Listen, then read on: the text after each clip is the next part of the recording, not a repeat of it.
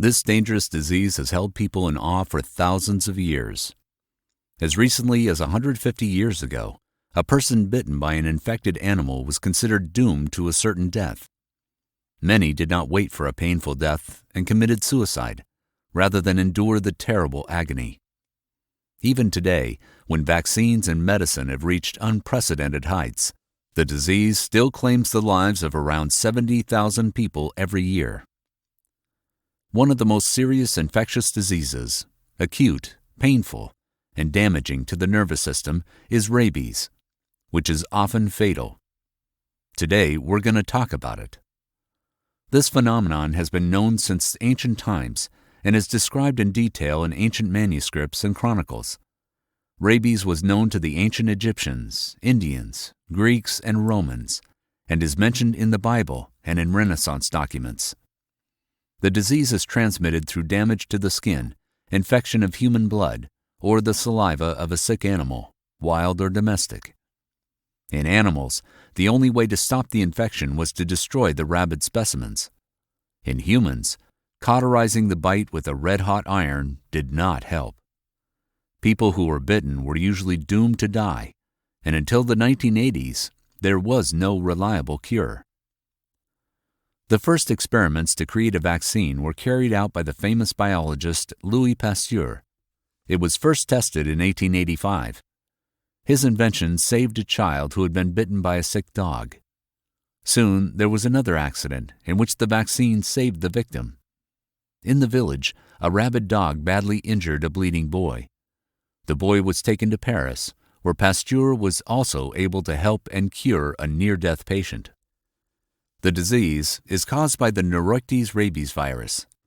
It is bullet-shaped up to 200 nanometers in size from single-stranded RNA. This virus is highly resistant to a number of influences: antibiotics, freezing, phenols. However, it dies quickly under ultraviolet light. The virus spreads through embryos and biomaterial of warm-blooded creatures, animals and birds, in natural form, and in fixed, laboratory form. The second form is not transmitted by bite or saliva. Reproduction occurs through embryonic tissue. The virus enters the cells of the animal body in the form of membrane-protected cells, as part of the lysosome in the process of absorption on microtubules.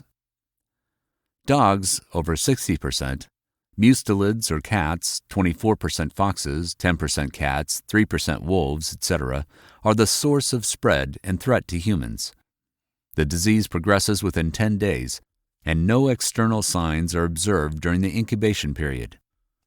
The geographical distribution of rabies is almost worldwide. Sick animals live in Europe, the Americas, and Eurasia.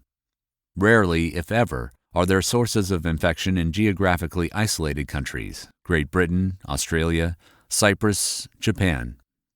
On the continent, rabies is almost non-existent in the northernmost countries and in the southernmost Mediterranean countries. Most dangerous to humans are bites to the head from rabid animals, but hands and other unprotected areas are also at risk. The natural form of the virus is transmitted through the saliva of a sick animal, even without a bite. A high percentage of serious illnesses and death are often associated with a delay in seeking medical help. Also, the patient's condition is affected by a violation of the vaccination schedule. They cannot be missed. The course of treatment must be completed. About 25% of patients are children and teenagers. Usually, those bitten have been in contact with sick animals in rural areas during the warmer months. The pathogenesis of rabies is rapid. After the bite, the virus actively travels through the nervous system and affects the periphery with maximum infection and destruction of the entire nervous system. During the second stage of the disease, the patient also excretes infected saliva after the virus has been inhaled. The lymphogenous and hematogenous process in the body is also responsible for the incidence. The rabies virus multiplies in the body and attacks the neural lineage, the neural ganglia of the bone marrow, brain, the adrenal glands, causing destructive changes, edema, hemorrhage, cell degeneration. In the brain and cerebellum, neurons are destroyed in the cerebral cortex, in the region of the cranial nerve accumulations, in the optic thalami, in all parts of the brain. Without timely vaccination and therapy, the health consequences are drastic and catastrophic. Many of us know or have heard of rabies. Few people think about the fact that its history can be traced back to those distant times when mythology, fairy tales, and legends did not exist.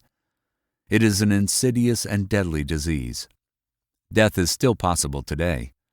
The current state of science, medicine, and the availability of vaccines is not always able to save the life of a person bitten. At first, the cause of this disease was believed to be demon possession. Mentions of it permeate the dark types of rituals and ceremonies, mythological representations, and superstitions around the world. The first written sources date back to the era of ancient Mesopotamia. Eshuna's code of laws for more than 4,000 years to the present day already mentions the ruthless and deadly bites of mad dogs. The term raging itself gave rise to the name of the disease. In ancient Sanskrit, it simply means rage. It is often blind and merciless.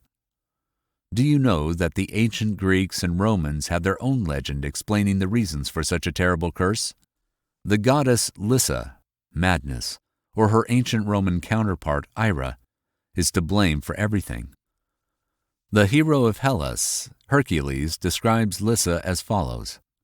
She was the daughter of the goddess of night creatures and the night of Nyx, and the god Uranus. Lyssa rose from the blood of her own parent. The very inscription of this name refers to the war rage. In this state, berserk, he forgot his comrades, completely lost his inner self, and behaved like a wild wolf or mad dog. In the pages of the Iliad of the immortal Homer, Hector, who relied on the mercy of Zeus himself, often went mad in battle. No one could tell him apart in such a deranged state. He did whatever came into his head, and often didn't remember what he was doing. One of the beliefs tells a sob story about Lyssa falling victim to a worm. It lived right under the tongue of the goddess. As a result, she was deathly afraid of water and suffered from an unbearable thirst. In time, her mind became dull. It's terrible, but in those distant times they tried to treat rabies with a barbaric method, simply by removing the tongue of the sick person by cutting the frenulum. The tongue is attached to the surface of the palate. Scientists believe that this plague reached ancient Greece from the countries of the ancient East as early as the 5th century BC. Did you know that the fame of the Temple of Athena, the goddess of wisdom in Crete, then known by the ominous name of Rocco, was spread by packs of rabid dogs? They lived in the immediate vicinity. It was here that those who had been bitten by the animals came in search of healing and salvation. This place became the largest hotbed of this infection in the territory of the ancient state. Paradoxical, isn't it? Who in their right mind would come to a place where infected animals live? Apparently, people of that time believed in the power of the one fire drives out another fire method. But this method only multiplied the disease, and it did not help to get rid of it. In 200 AD, a scientist called Ilan tried to solve this problem. He was trying to save the lives of young boys.